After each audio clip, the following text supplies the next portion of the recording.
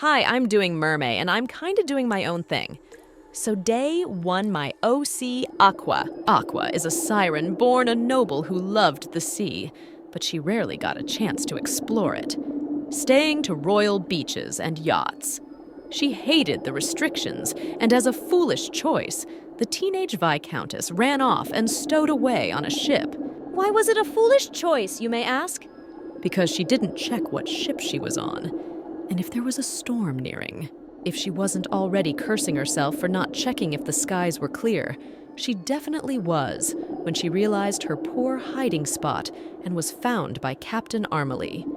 He was known for being superstitious, and just as she was found, the mast was struck by lightning. She was doomed. She was thrown overboard with barely enough time to scream. You may ask, why would this be bad for a siren?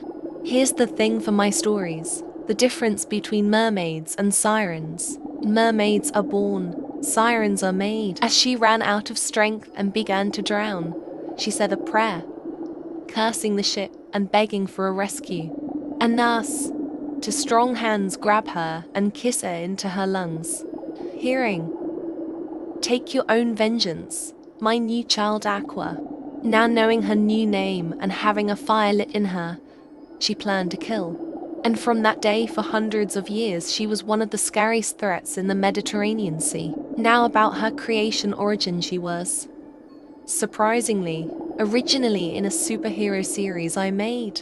She was a member of a villain group made of other teen monsters who were heavily inspired by the pranksters from 2009 Electric Company.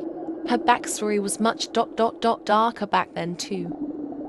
She keeps a similar appearance and the same power, with a bonus one that I'll explain later. She also has 3 styles: land, sea, and giant. Yeah, she's got a giant as terrifying form. May draw it later this month. She's definitely one of my favorite characters I've ever made.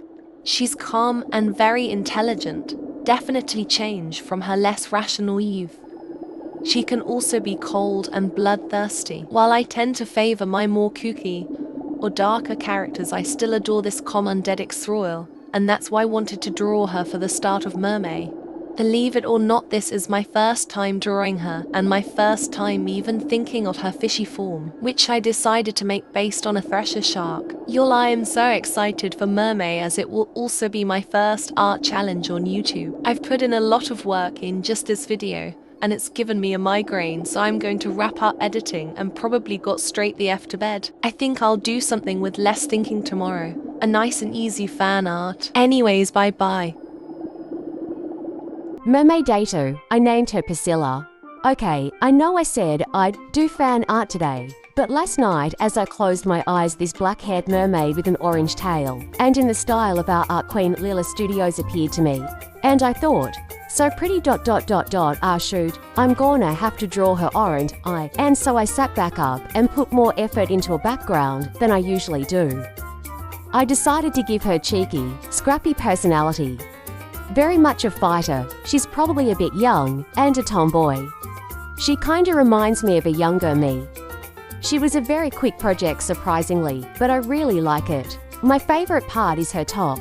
I only just mastered drawing scales last fall, lol. I decided to do something more new to me with the iris and hair highlights, the strapless vest, and her freckled tail. I kinda wish though that I had made the tail shiny, or maybe made the freckles like sparkles. And now to shout out the inspiration for me doing Mermay.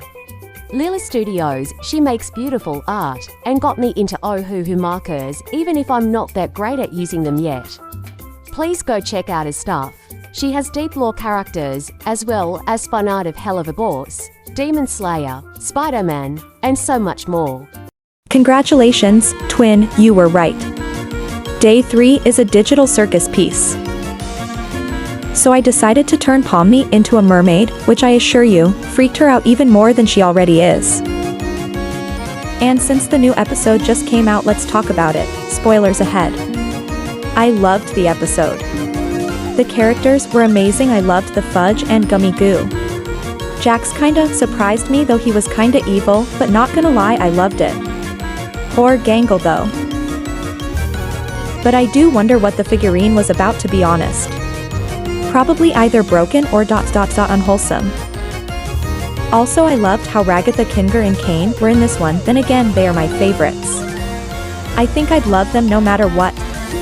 Zoable and Bubble didn't have much of a role though. I loved Bubbles' "I'm trying to quit" line. And I love how Pomni is starting to warm up to the others. And her sweet moments with Gummy Goo. Though I appreciate how she's still freaked out. Also, justice for Gummy Goo. I like the added lore as well, like how Kane makes these whole-ass worlds for the adventures sometimes, and how they hold funerals for the abstracted. This is honestly such a great show, and I super encourage y'all to watch. I wouldn't say this was better than the pilot, but dang, it was good. Now a quick word about the art project itself. I'll be honest, this has been the hardest piece overall, and I already have days 4 and 5 done. It was mostly the moon and the sunbeams that were hard, and I don't know why. But it's also been maybe the second most fun to design. Anyways, I will see you all tomorrow for day 4.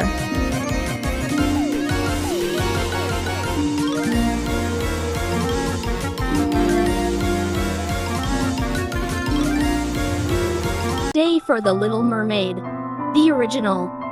Trigger warning, gore kinda. I wanted to make something sad, so I decided to grab up good old Hans Christian Andersen. It's pretty different from the Disney one. We're gonna look at the end though.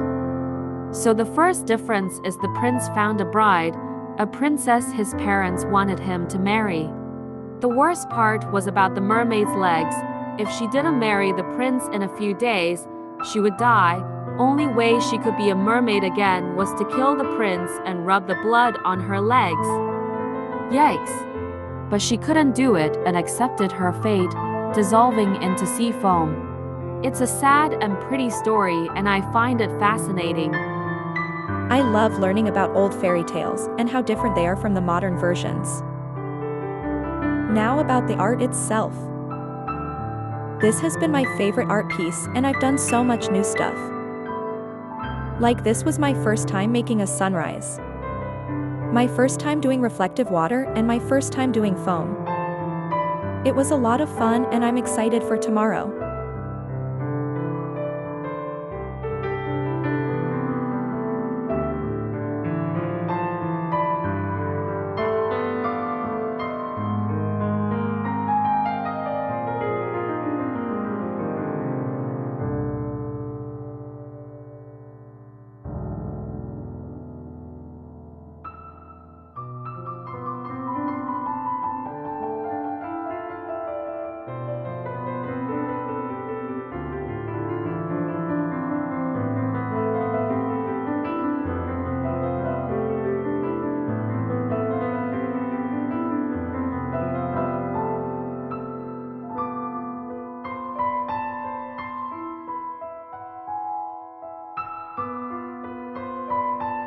Surprise, we're doing Disney. Okay, maybe not a surprise seeing as it's got the most popular mermaid. And I don't have a specific list I'm following, so why not? But did you expect both Ariels? I love both of their designs equally, even if I haven't watched the 2023 movie yet. I decided I'd make them match their respective medium. So 1989 is going to be more cartoony, aka my preferred art style, and 2023 is going to be more realistic. Or at least realistic for a cartoon image, but not like those random-ass SpongeBob moments that are most millennials' first jump scare. I'm going to be honest, I struggled with 2023's braids because of how small they are. I'm already bad at hair and only started being decent at braids last fall. But I think they look good even if I couldn't add details.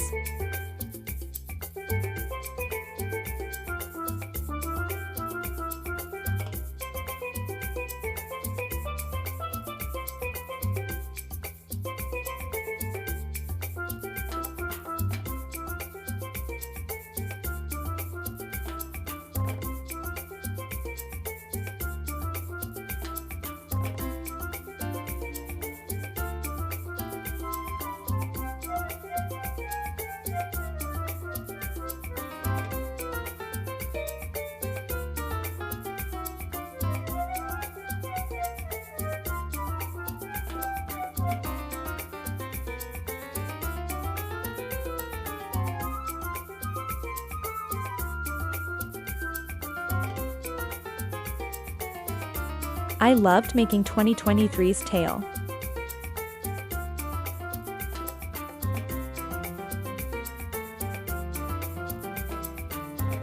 See you all for day 6. Yay, first merman.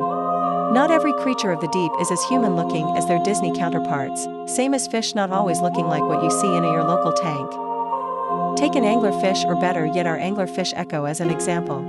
Though he may look strange, he is much like other 19-year-olds, he likes to play and chill. While he doesn't visit the surface like his friends Aska and Finny, he does like when strange treasures fall down to him or when they bring him things like coins and seaweed.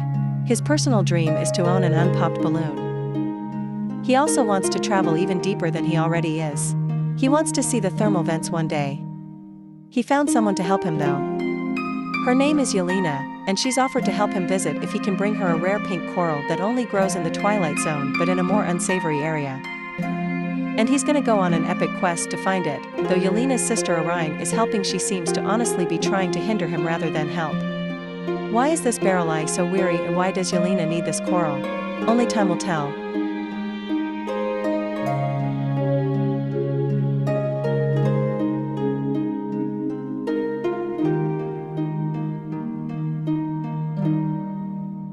In the deep trenches of the ocean, a creature who travels the darkest places is known as the Hatch. But he is also called the boogeyman of the depths. Hatch has been mostly used as a way to keep naughty mere children in line, though many believe he is real, and there's lots of evidence of him being real, mostly for his killings. He has long fangs and claws and likes to lurk in seedier places. On late nights when the moon is barely a sliver, you can hear his mad laugh. Though he hadn't been seen for years, he's beginning to appear again, and some worrying for their children's safety, as recently he's been seen around parks and toy stores, as well as rumors of missing Cicalia children. Is this furry art? I dunno, but I made an otter girl, and her name is Volley. Once more we are making a piece based on the random images in my brain. Though isn't that what all art is? I decided to make her be out here in the kelp forests diving for clams. This is my first piece for mermay to feature a merfolk without a tail, or at least that you can see. I'm also pretty proud of me freehanding a bit. Mostly with the corrections to her arms and giving her a smaller lumpy belly. It's a bit like mine, but smaller lol. I also gave her lower hips than the model and a higher set chest. Originally, I wanted her to be swimming up, but I decided to have her be diving as I didn't want to change her arms again to have her returning with her treasures. I imagine her having lots of fun and even having a few sulky friends. Actually, while editing I came up with one of her friends, and that's why she's so determined to fetch these clams, for her friend who's in a bad situation. Aska is Echo's childhood friend.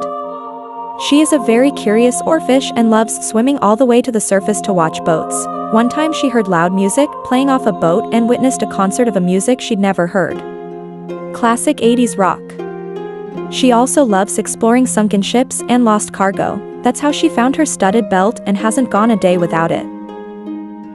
Which means she is definitely bringing it with her as she and Finny tail her friend Echo on a strange and dangerous mission with a spookfish witch.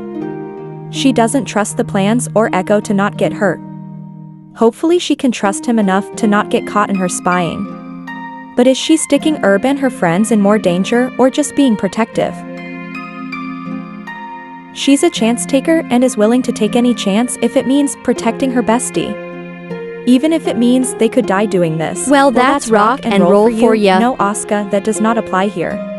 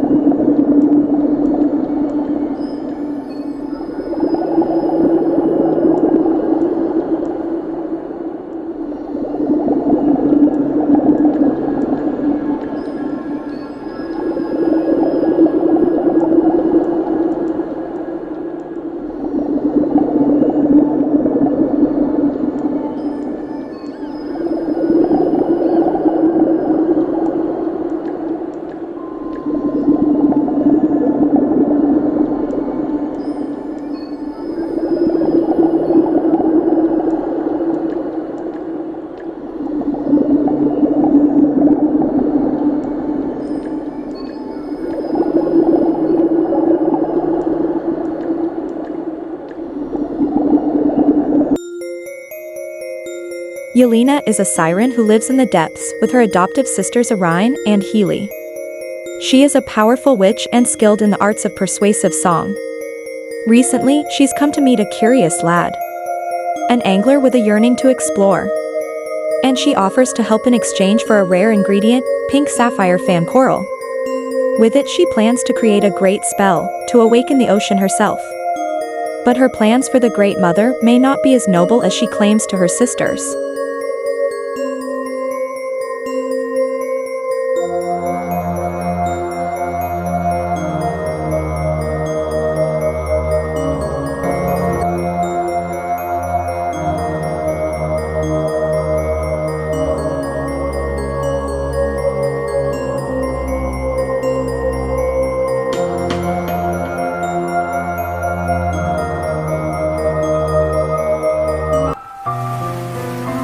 Selkies are creatures originally from the Northern Isles of Scotland. They are human-like creatures who are able to slip into seal skins and become seals in the water, though they must dry off before they can slip back out. They are known for being kind and helpful, but can also be vicious and vengeful.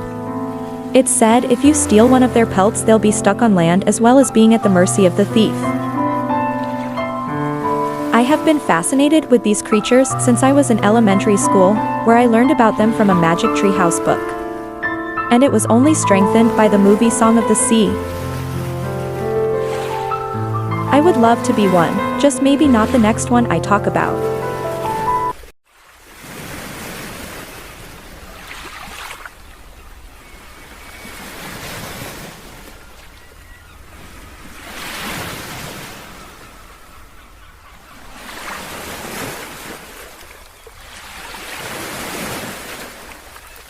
One day the Selkie Shiloh was exploring the ocean. She was caught by a rich man named Cal Vertigo, who collects the beautiful and valuable treasures, stealing her coat and locking it away in an unbreakable clear case.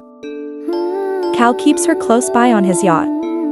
Shiloh desires to escape, but if they're ever close to shore, Cal keeps her locked away / chained up. Not to mention she was far away from her cold rocky coasts and is now in the warm Pacific. At least she's made a friend with a mare otter named Volley.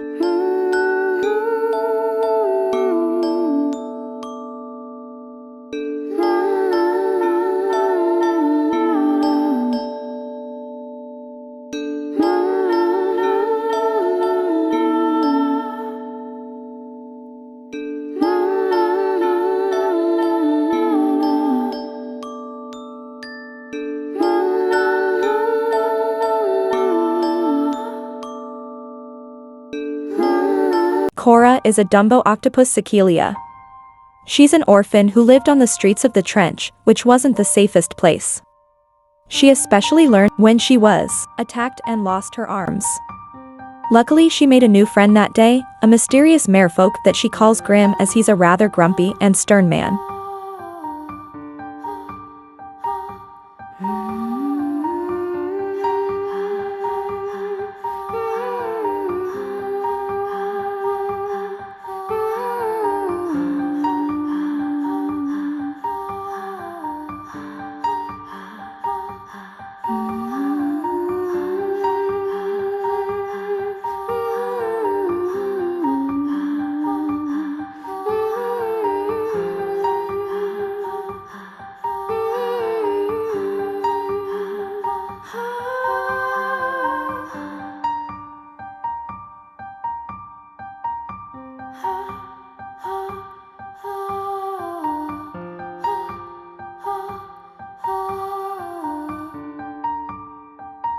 Orion is a barrel-eye and a witch.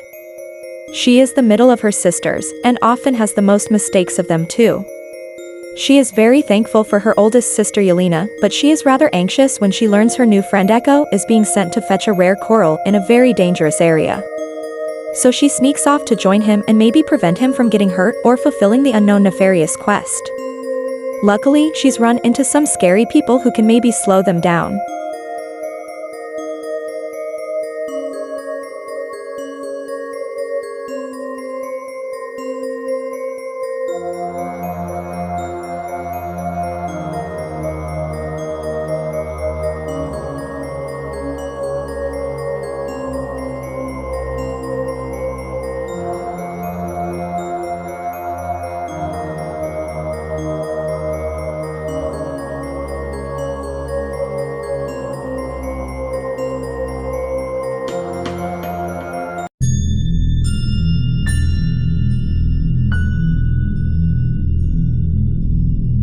In the very depths of the ocean around the thermal vents and deepest volcanoes are the Nymphorites.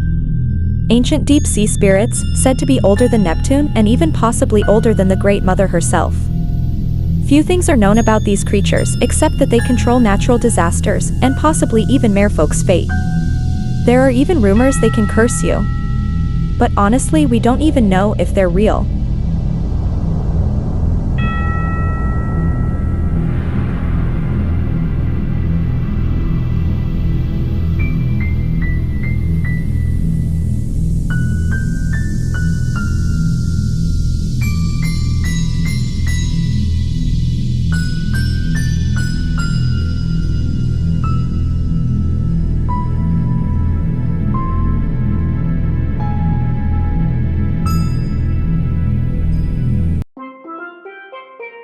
I love my OCs, but I need a break.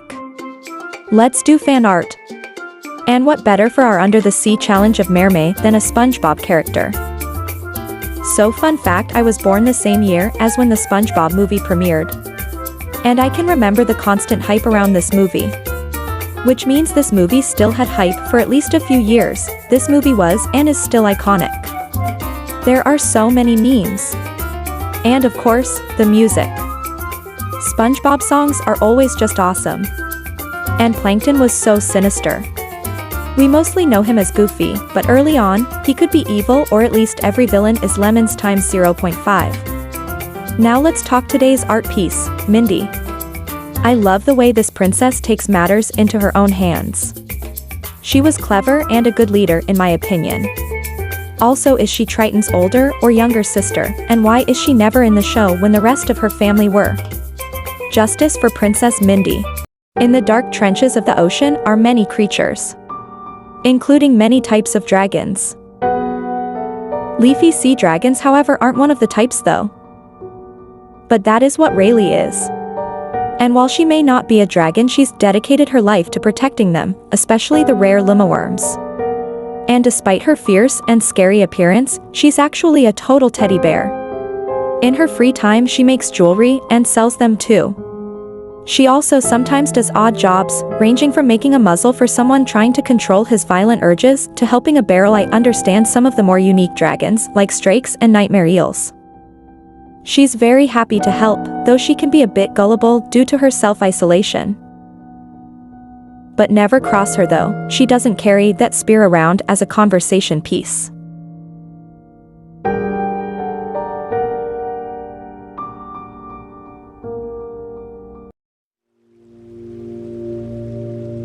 Finny is a strawberry squid and loves to roughhouse and play with his friends like Oscar and Echo. He's the head of the Sand Dollar Frisbee team and has a total crush on the head of the rival team, Kiri. Though he's not exactly ready to admit Kiri is more than a rival to him, and neither is she. Fearing things may change, the both decide feelings are for after college and they're just friends for now. He'll do anything for his friends, even if that means traveling with Oscar to the scariest trench to keep an eye on his friend Echo, though they get caught kinda fast when they have to save Echo's companion and him from a pack of dogfish. So now the four are working together. But can they handle this big adventure? What happens when everything is trying to stop them? And how the heck did he get robbed by a little Dumbo octopus? Vela doesn't remember much before she became Yelena's familiar. She remembers singing and a storm. Maybe a boat? She's not sure honestly. All she is sure of is she was very afraid. Vela is an amphib, which are the thralls of sirens. Created by giving a dying human a siren's blood, saving them between life and death. They have an amphibious appearance and can't disguise themselves as humans like sirens. They are immortal and have the ability to read minds. And that's how she knew Yelena plans to use the rare coral to steal the Great Mother's magic. And now she is going to fight the magic that holds her and try to stop Orion and her friend. Luckily, she's offered a man and his child a great reward to stop them. Any means necessary.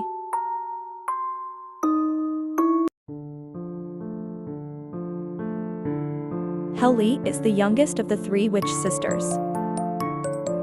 She was rescued by Yelena and Irene when she was little after being attacked by a shark. Or at least that's what Yelena told her. She's noticed as she's grown, two other things grew with her. First, her need to impress and prove herself to Yelena, as she views her as her savior and almost mother figure, seeing as she never knew hers. The other thing that's grown?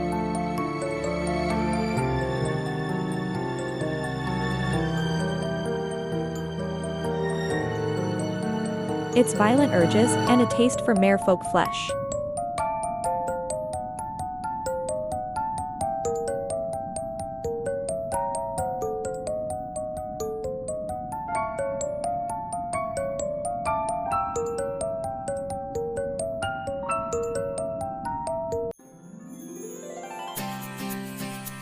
Who else was absolutely obsessed with Sophia the First like the second that movie was announced and it was set in the Disney princess world? Hubba what hubba hubba what?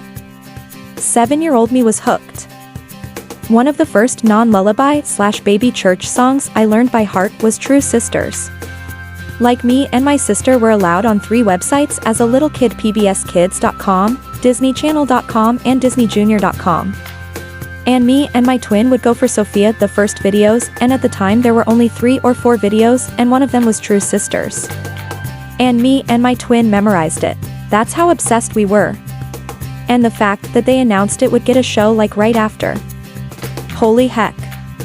And I've watched almost every episode, though around the Mystic Isles I stopped watching TV due to life, but oh my god, if you sat me down in front of the TV and I heard I was a girl in the village doing alright, I'd be bouncing off the walls. Did anyone else have a Mako Mermaids phase instead of an H2O phase? It's probably because Disney showed the first season of Mako Mermaids, but I was so into it I would watch for hours at the bowling alley. I made it to around season 3, my favorite has always been Nixie from season 1. I may try to get back into it, but I know some of the writing, especially season 3, feels like bad fanfiction. But I will always sing and never skip that theme song.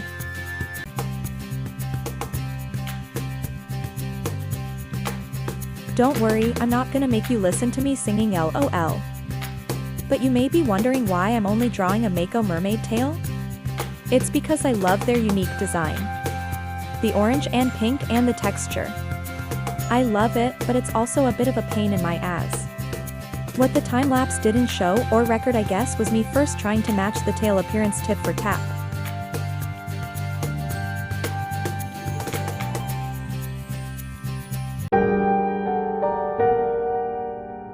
Sydney is a bar owner and a killer for hire. He's offered a strange request by an unfamiliar face. A young Cecilia who wants him to stop a group of young adults and harvest some coral for her. Why not? It's weird, but he's done worse for less. Why not distract some kids and get some coral in exchange for some gold? He can leave his waitress Charlotte in charge for a while. How much harm could be done?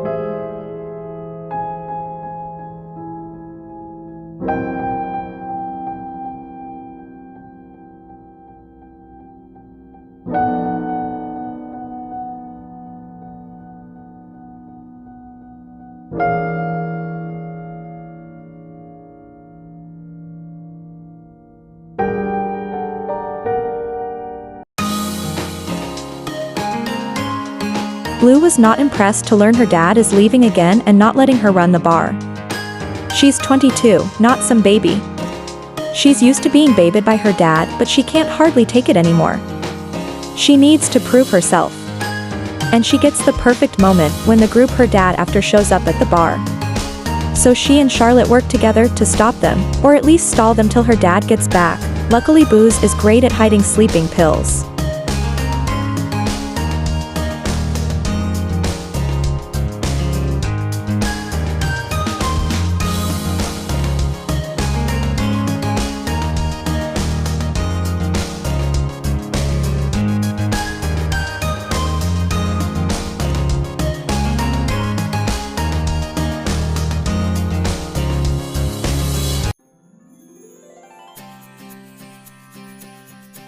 Like most people, I was obsessed with both Sophia the First and Jake and the Neverland Pirates. So yeah, I did Sophia, now I'm drawing honorary mermaid Izzy. Izzy was always one of my favorites, and if the Neverland mermaids showed up I was excited. And when Mermaid Izzy showed up, I was hyped. Hyped. Then for it to only be one of the 2 episodes, but also the B episode. I was used to being clickbaited by Doc Stuffins. But Jake. A 2 Neverland? But this episode led to 7-year-old me coming up with my first completed fanfiction. Now if only I had written it down.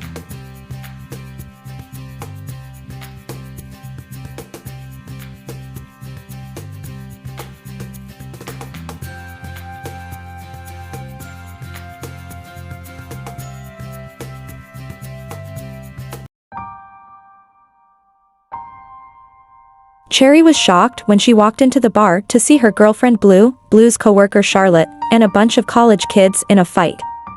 She's used to seeing weird stuff happen in here, especially after learning about Sid's job. She just sighed and asked what the hell happened. The anglerfish said they drugged him and his friends and tied them up. Blue and Charlotte simply say Sid needs them. And then speak of the devil and he arrives.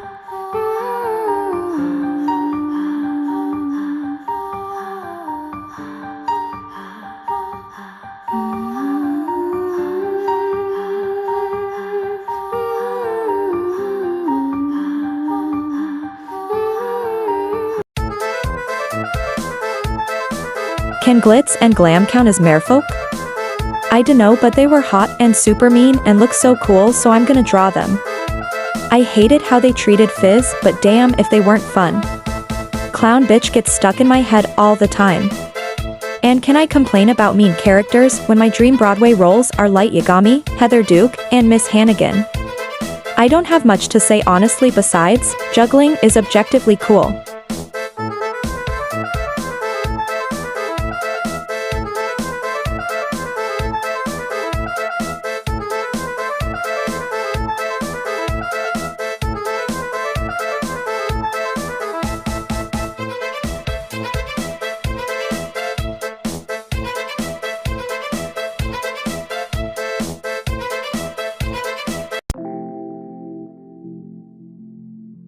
Charlotte is one of 5 workers at Seaweed Tail Bar, along with the owner Sydney, his daughter Blue, and these 2 siren kids named Uni and Rory. She was expecting a normal day until Blue pulled her down behind the counter and was expecting some of the kids' nonsense. Instead, she learned that her boss needed the kids at table 4 for a hit, and Blue has a bat made of human energy cans and wants to smack them overhead with it. Charlotte has an easier idea. Oh crap, it wore off to Suno shit, they are outnumbered. OFCK, the boss is back. She really should have stuck to accounting.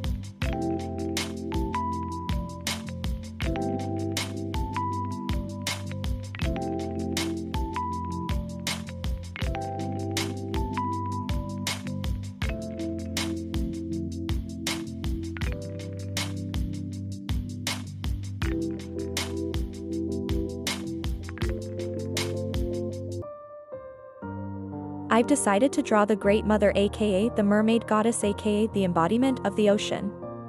Long before things had names and long before the gods, there were several entities who were nothing more than what they were.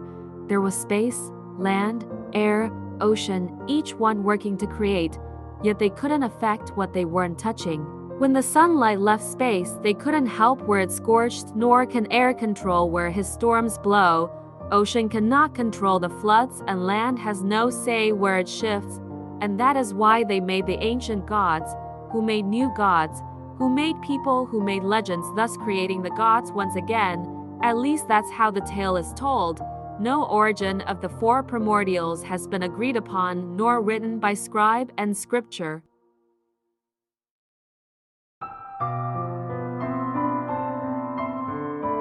Surprise, it's me, and the rest of my team, which is also me, but it makes me feel less alone. Anyways, it's been super fun, and I have lots more fun stuff planned. Don't worry, Echo's and Shiloh's stories are far from over, and there will be a compilation of mermay along with even more art and fun facts and story details coming out hopefully by tonight, and of course we've got next month, with Pride, to look forward to too. Also, I have several other series, both original and fan content, in the works. Please go check both Tumblr and Insta for copyrightable stuff like AMVs and edits that are too long for shorts.